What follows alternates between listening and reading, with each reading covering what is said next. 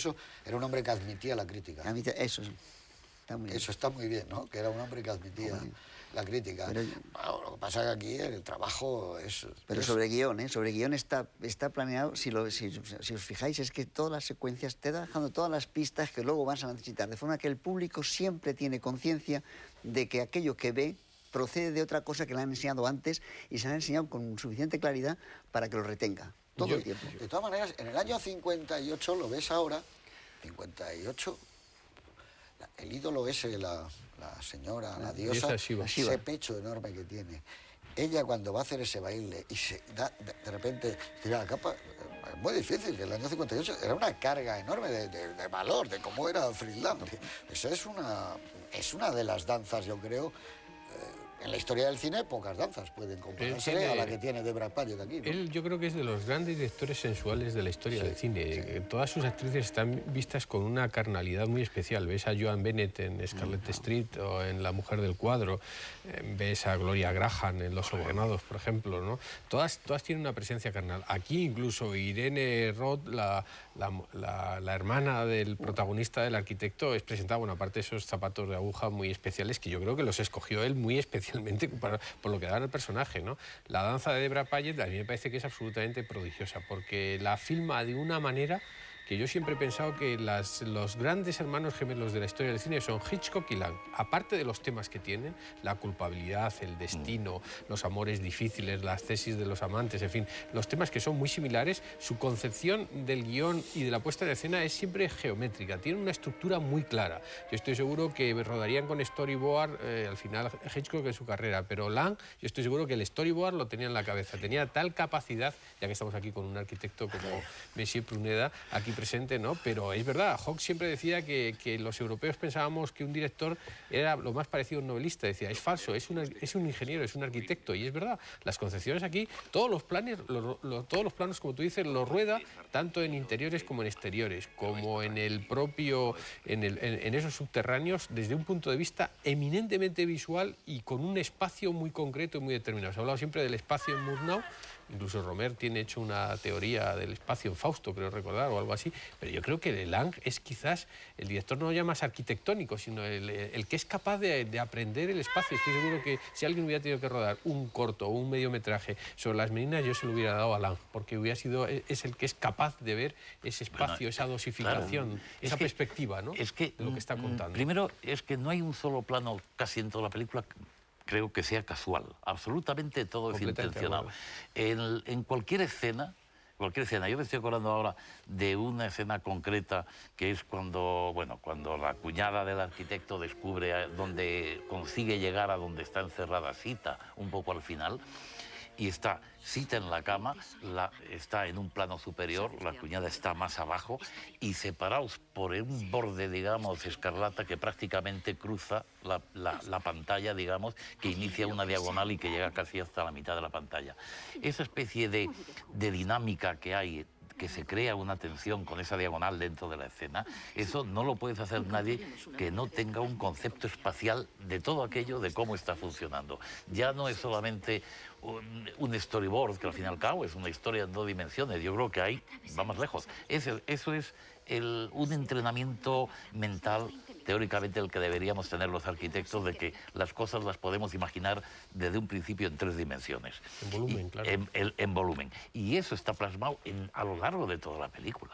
O sea, eso, luego es curioso porque al lado de eso, la película está llena, me parece que lo has dicho tú también, de sus temas estrictamente personales. Por ejemplo, la lucha contra el autoritarismo que está presente en alguien que ha crecido en una sociedad, bueno, es vienés, en relación también con todo Centro Europa. Cuando Chandra dice, no puedo decidir que los dioses decidan sobre la vida y la muerte. Eso es casi una profesión de fe de lo que ha sido casi toda la filmografía de Fritz Lang. Es decir, que como tú dices, la película puede verse como una película de aventuras y un chaval o alguien que lo quiera ver y va a disfrutar y habrá disfrutado extraordinariamente. Pero si lo ves desde la perspectiva de qué es lo que te está contando Fritz Lang, caray, yo creo que el Mabuse es otra parte más del trigger de Snapur, ¿no? Sí, es un poco como también cómo se presenta esa rebelión, ponen de acuerdo a la iglesia, en este caso los servidores del templo, tratan de conciliar también con los militares y luego con los revolucionarios.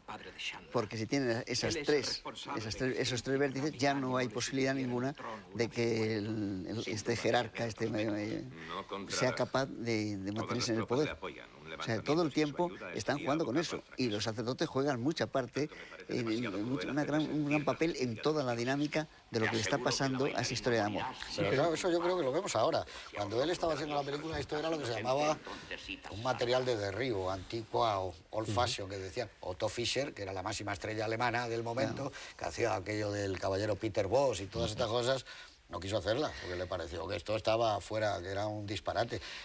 Por eso yo digo que entiendo que los críticos alemanes o los críticos de otros países dijeran, bueno, ¿esto qué es? Era imposible que vieran Las Mil y una noches, que es lo que es esto. Exactamente. Es Las Mil y una noches, en fin, con todo lo que tiene. Claro. Déjame ir un poquito más lejos. Es eso y los cuentos medievales. Claro. Está el Boccaccio, está Chaucer. Pero es la época, ¿eh? Ten en cuenta que es el momento cumbre en el que todo cambia. Es decir, todos estos directores que han estado haciendo otro tipo de críticos, han sido críticos por pasar a la dirección, es en el 58-59, están emergiendo y está cambiando. Y tú has dicho antes que sería para ti una de las 10 mejores películas del mundo. En la oposición que hubo muy fuerte entre el mundo inglés, representado por Sight and Sound, y el francés por Cayers, Douchet votó tranquilamente en Sight and Sound una de las 10 mejores películas del año, esta. Como lo hicieron los de Cayers, muchos de ellos, con otra película que fue muy atacada y poco valorada, que es Mr. Arkadin. Es decir, había un fermento que estaba creciendo y que justamente eclosiona en ese final de los 50. Lo que pasa es que antes estabais hablando del otro gran maestro, parecido, digamos, el Plutarco tendría que hacer Las vidas paralelas de Hitchcock y Friedland.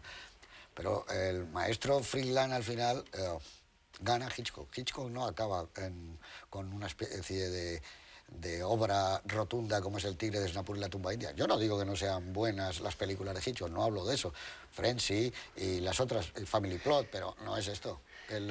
Ni siquiera Howard Hawks con Río Lobo.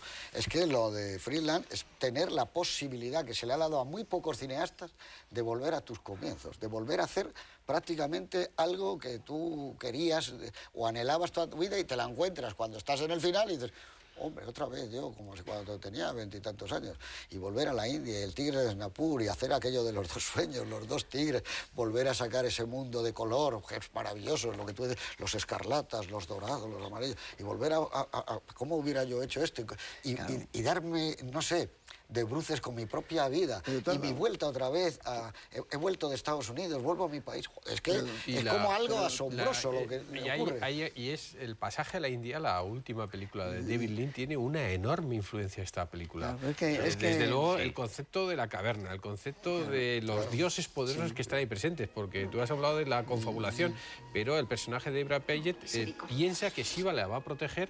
Y está esa secuencia maravillosa de esa otra caverna dentro de la caverna, con esa tela de araña que responde a sus... Solo hay dos momentos en la historia del cine en el que una oración se visualiza en un milagro. La superposición de los rostros de Henry Fonda y del atracador en falso culpable, y aquí cuando la tela de araña, bueno, eso solo puede hacer alguien que cree tan fuertemente en lo que está contando y en el aspecto visual que es capaz ¿cómo de lo va a contar? Ahí lo tienes. Fíjate, vamos todavía y luego más. coloca la cámara de tal forma en que veamos las entradas y las salidas a través de esa tela de araña. Exacto, pero además va más todavía, porque en el momento en que él, que está ahí, va, digamos, a pecar, entre comillas, va a comer de la fruta prohibida, puro Génesis. En ese momento es cuando suena en off el grito de ella de que la han capturado. Es decir, la intención ya de por sí es el pecado. Pero yo antes lo que te iba a comentar es cuando se dice, hombre, esto está anticuado, que comentabas tú, que además es verdad, que la gente pensaba que eso estaba fuera de su tiempo. Esta película, vista hoy, estas escenas de los subterráneos son exactamente iguales que cualquiera de estos videojuegos, solo que están hechos 40 años antes. Esto de los personajes que van salvando obstáculos sucesivos y mientras van salvando obstáculos van sobreviviendo. Se van metiendo en un sitio o en otro, como apunta con la tiza. Exactamente. Eso es lo que pasa que el año 58, claro. Como es la aparición de los leprosos. Es decir, esa idea que sutilmente ha colocado ahí en el guión, es decir, bueno, eso desgraciadamente tan presentes en nuestras sociedades, por no olvidar la sociedad española, es decir, apartar la gente que molesta y llevarla a otras ciudades, o apartarlos concretamente, apartar a los leprosos concretamente, no darles asistencia médica, tenerlos en el subterráneo. La aparición de los leprosos equivale a toda una película de terror en las que estamos viendo ahora, ¿no? Y cómo avanzan, incontenibles, cómo se llevan por delante la puerta. El estruendo del agua cuando rompe todo aquello, que es exactamente en Metrópolis. Claro, eso fíjate que está anunciado en 2 ocasiones antes. Ya está anunciado cuando le dice que hay un problema, que ha ido, dice, mi marido estará bebiendo la presión del lago y tal. Segundo, cuando vienen otra vez